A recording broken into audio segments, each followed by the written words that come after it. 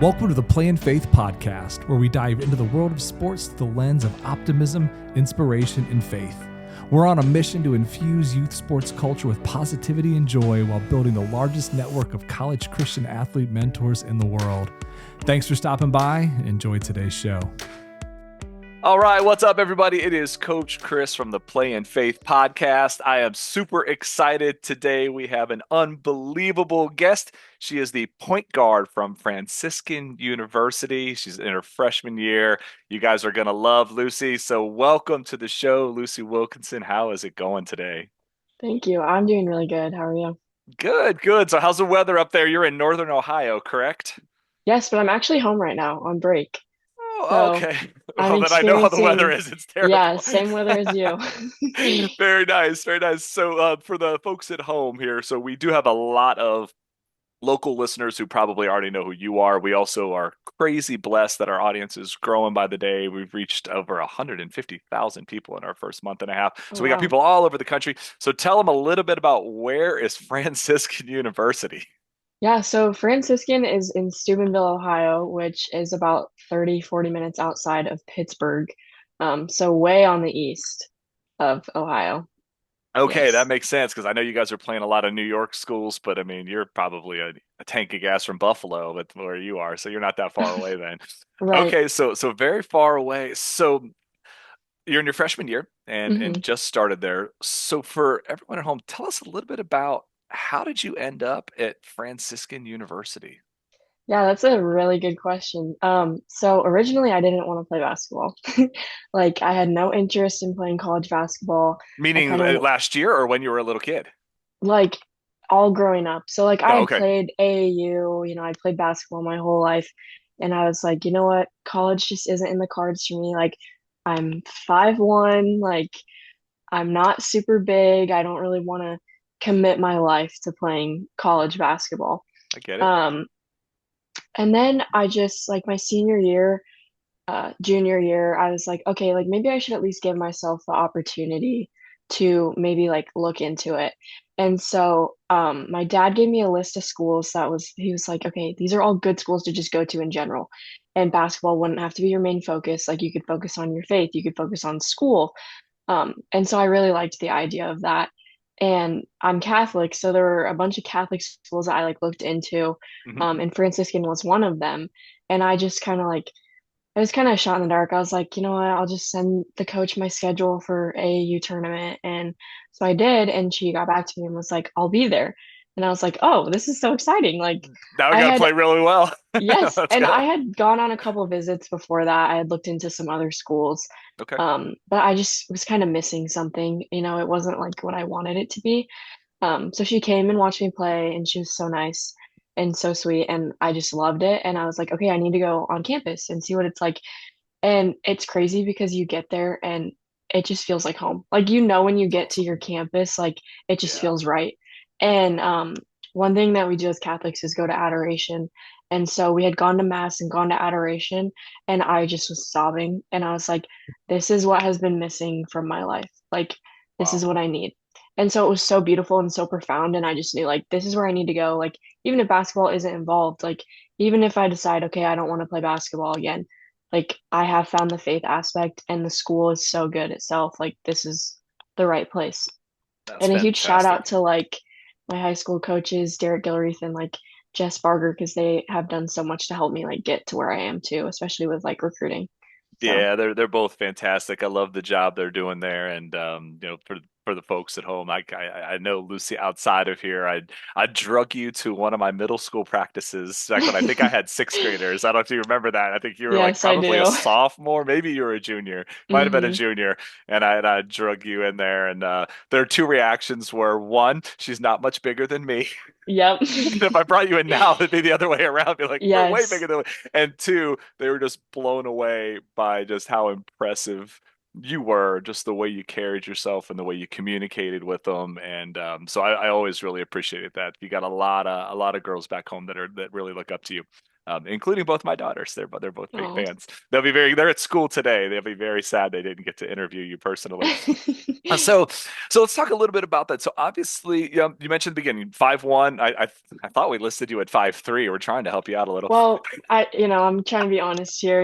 We got to lie a little bit on the roster. So, Oh, I get it. Yeah, I know. I think I haven't been 6'4" since my senior year in high school. I was immediately like 6'3" or 6'2.5" after that ended. So right. I think I lost 20 pounds and shrunk an inch once we stopped putting in the program.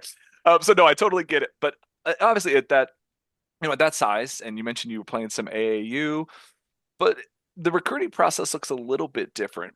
And I think that's a really interesting topic because we've got so many parents of athletes that follow our content and listen to our show. And I think there's this misnomer that college happens because you play amazing and the stands are full of coaches with clipboards waiting to come throw a briefcase of NIL money at you. And that's just not how it is for all but maybe 4 or 5 kids in the state of Indiana. For most hmm people, it's a little bit more of a proactive process. So you mentioned that both your coaches were involved. Obviously, your dad was involved. So kind of walk us through from the beginning when maybe it's your junior year where you say, you know what, I think this is something I want to pursue. hmm How did you get in touch with some of these colleges, or what are some things that like Derek or Jess did to kind of facilitate that process? Yeah. So I definitely say with Derek's help, he kind of like gave me a list of schools or places that maybe had mentioned a little bit of interest in me or some of my teammates. Mhm. And so then at that point, you just kind of got to do it all yourself. So you go and look at like schools that you'd be interested in.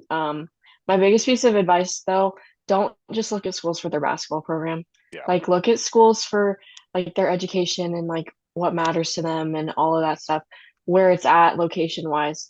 Mhm. So you kind of just find like what you want in a school. And like if you go on their website, you can find like their contact information for coaches. And so then at that point, you formulate like a nice little email explaining who you are, what you're interested in studying, your GPA, position. You add in some highlights and you send it to the coach. And if they're interested, they'll get back to you. I did this right before AAU started. Mhm. So then the ones that did get back to me were like, okay, like where are you playing this summer? Sure. Can you send me your schedule? And then you would see them throughout the summer at tournaments. They would come watch you play. But So, it's okay, go ahead. Go ahead. No, keep going. oh Keep no, going. you're good. You go ahead. No, so you mentioned that you sent them an AAU schedule, so I think that's something that's a little Yes. different for folks too, because that's that the recruiting part has changed, right? So who hmm did you play? Were you OPS or were Yeah, I you played were for OPS? OPS. Okay, so they came to your OPS games versus perhaps some of your high school games. Yeah.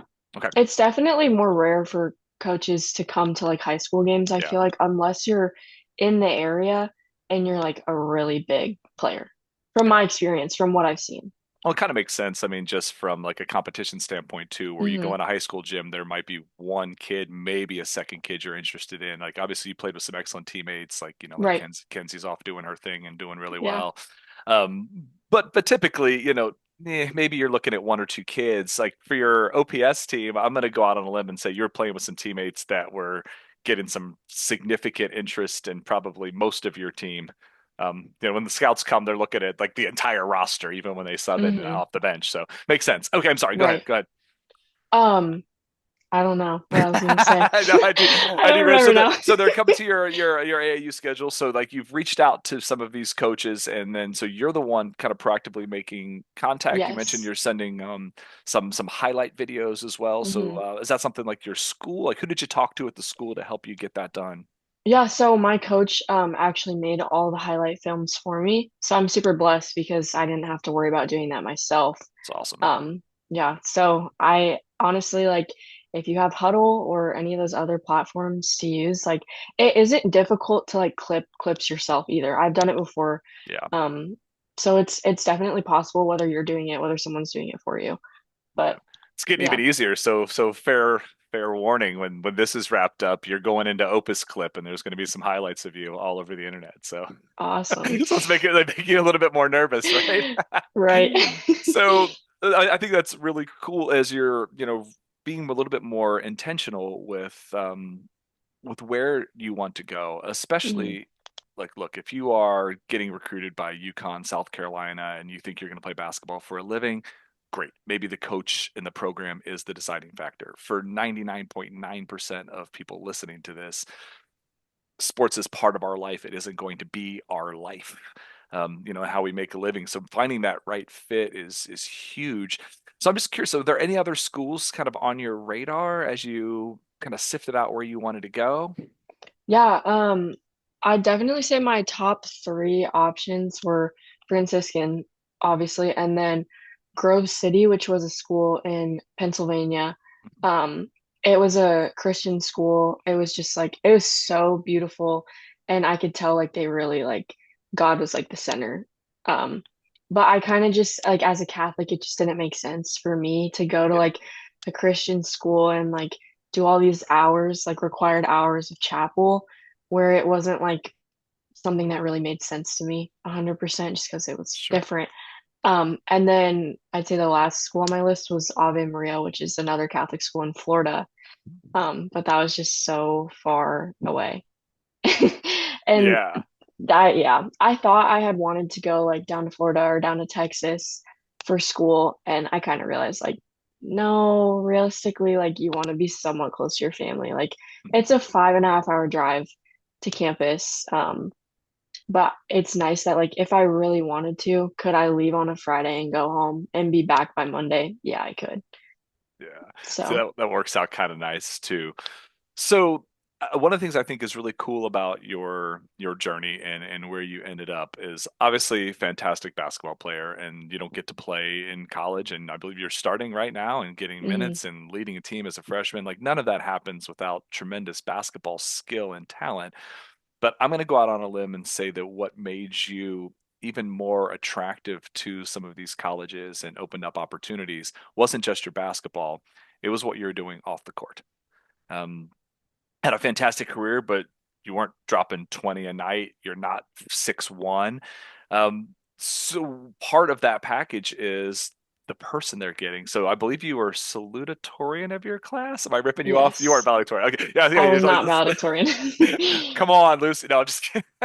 So that's obviously you're a fantastic student. So did that play a part when you were talking to some of these coaches? I imagine they talked a little bit about your academics and some of your leadership. So tell me how that kind of factored in to some of your options as well. Yeah, well, it definitely being involved in other things definitely makes it easier to be accepted into a college just in general. Um, it doesn't have to be like the main focus, but you do want to be involved in other things. But it's interesting because sometimes like I'll be with my coach at school and we'll just be walking around campus or like walking around the gym or whatever, and we'll be talking to someone else and she'll stop and be like, "Did you know that Lucy is so smart?"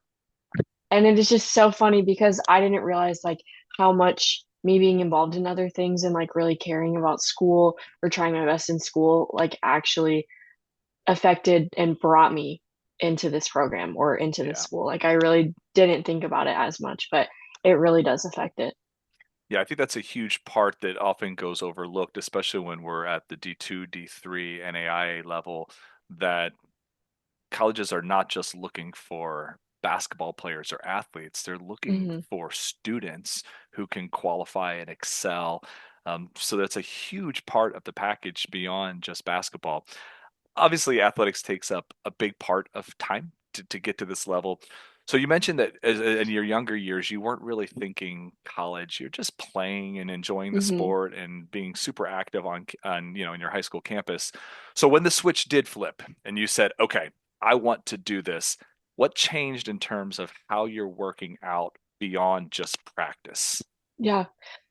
It's actually interesting because I feel like when I didn't want to play in college, I actually worked harder, which is odd. I feel like that doesn't really make a whole lot of sense, Yeah, but I most feel people like will be backwards. it would be the other way around, right? So Yeah. I feel like when I was growing up, like it was always like I actually was at Warsaw when I was in elementary school and middle school. So I did like their program, like their league. I went to all the practices that I could, all the camps that I could.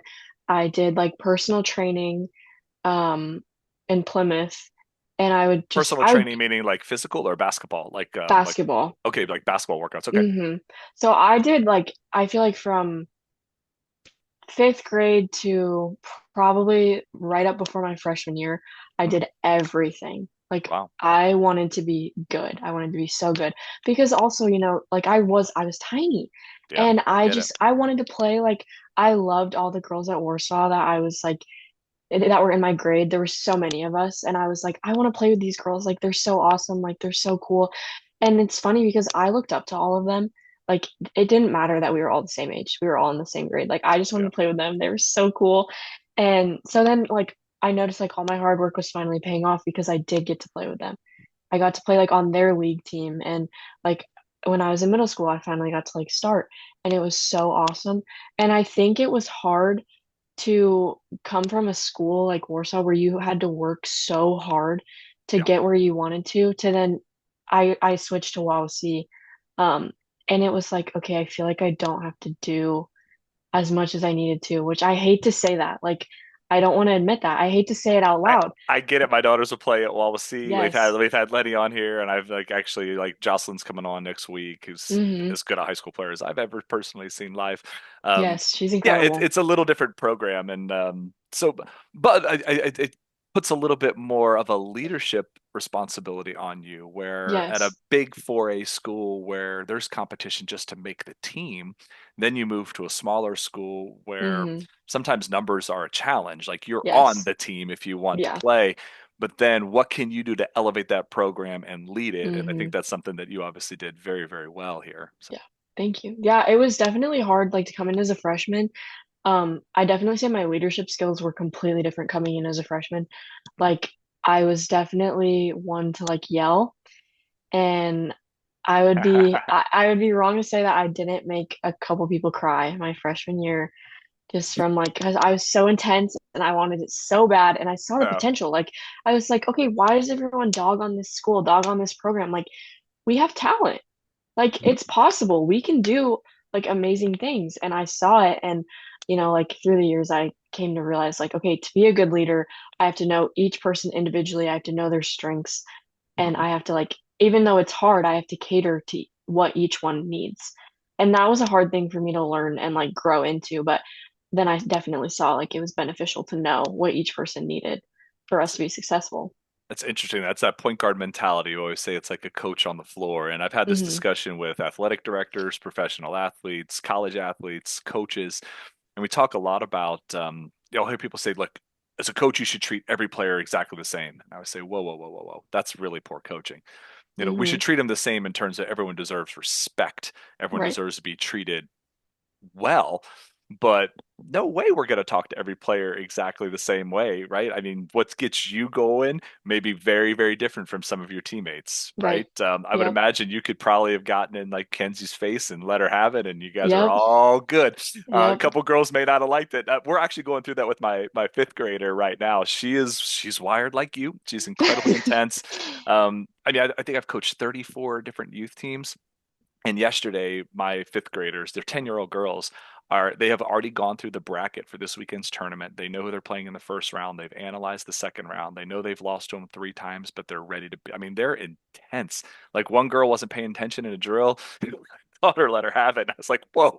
Like like they're very intense. And I think that's a Yeah. lesson that they'll all have to learn, but that different people respond differently. So maybe interesting. You are still a point guard, Yes. still fiery, still have high expectations. You're a freshman on this Yes. campus.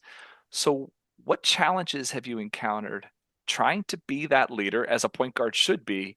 However, you are leading some people that are 2, 3 years older than you, that have Yeah. multiple years of college basketball experience under their belt. So, what's that dynamic like? It's definitely it's really hard. And it's hard to go from like being a senior in high school when you feel like you have all of these like you have all this leadership and like you can say the things that need to be said and people will respect you. And then immediately like flip around and like you're on the bottom of the food chain again. Like it is so weird. It genuinely it's so hard. Um and honestly, I feel like I haven't really gotten it figured out until about now. So we're probably like halfway through the season, like we're Yeah. on Christmas break, and I'm finally starting to realize, like, you know what? I don't care that I'm a freshman. I'm a point guard. I'm starting like if I want my team to be the most successful, if I want to give what I can, like I need to talk. And that has been a hard part for me. Like I haven't said a whole lot Really? this year. Yes, which is odd because I feel like I talk all the time. That's what my dad would say too. He's like, "What do you mean you don't talk? Like you talk all the time." And I'm like, "I Yeah. know." Yeah. I think it's just hard to like put yourself out there as a freshman, especially when there's upperclassmen, especially when you don't really know college the way Yeah. that they do. You don't want to like overstep, you don't want to make anybody upset, but I just, I can't help myself anymore. Like I have to start saying things. And so I did notice like the past couple of weeks I finally started to like talk in the locker room and like say things that I noticed or whatever, but it definitely has been really hard to adjust to, for sure. Yeah. So what are some things your coach has done to kind of help you with that leadership journey? Because I know that every coach I would talk to, look, you love all your players, but you expect a little bit more from your point guard, right? That's the Hmm. extension of you on the floor. So how's your coach helping you grow into that role? Yeah, just I would say with like individual meetings that we've had, like she's told us like you are a leader, like this team needs what you can contribute to it. And just like do what you can for us to be successful. I feel like it's just like those little simple reminders that I especially need because I don't need like this whole big grand like you're so awesome, like you got this. Like I don't want to hear that at all. Like I really don't. I just need the little reminders of this is your job, go do it. Yeah. So, Like yeah. permission to lead, right? I think Yes. that's fantastic. So as we kind of wind down here, I always do my best to keep them to half an hour, but I tend to run long because I like talking hoops and faith and life. So for all of the young girls out there, maybe the ones out there that aren't like vertically blessed, right? The guards that aren't 5'11", 6 foot shooting guards that dream of getting to where you are, where you have a multi-year captain of your high school varsity team, you're playing college basketball. What would you tell them that seventh, eighth grade girl in terms of the work they're putting in outside of practice? So let me take a half Mhm. step back. I'll get girls all the time say, "I go to every practice." I'm like, "Of course you do. That's the baseline, basic expectation. You have no choice but to go to Yeah, practice. You want to right. be excellent. Everyone goes to practice. You're going to get excellent outside of these times, outside of Hmm. these hours." So, what are some things that young athletes, young girls can do to really prepare to take that next step? Yeah, go to practice. Number one, you should go to practice. That's like minimum Amen. expectation. Um, I definitely say like get work in outside of practice, whether I know the weather sucks right now if you're in the Midwest.